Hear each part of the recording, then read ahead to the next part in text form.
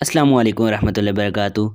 अरबों को ऊँट का गोश्त खाने की आदत है, इसलिए इनकी तबीयत में नखूत, गैरत और सख्ती का अंसर बहुत पाया जाता है। तुर्कों को घोड़े का गोश्त खाने की आदत है, इसलिए इनमें ताकत, जुर्रत और अकड़पन का अंसर ज़्यादा पाया जाता है। अंग्रेज़ों को खंजीर का गोश्त खाने की आदत है, इसलिए इनमें फ़ाशी वगैरह का अंसर ज़्यादा पाया जाता है। हबशी अफ्रीकी बंदर खाते हैं, इसलिए इनमें नाच गाने की तरफ मैलान ज़्यादा पाया जाता है।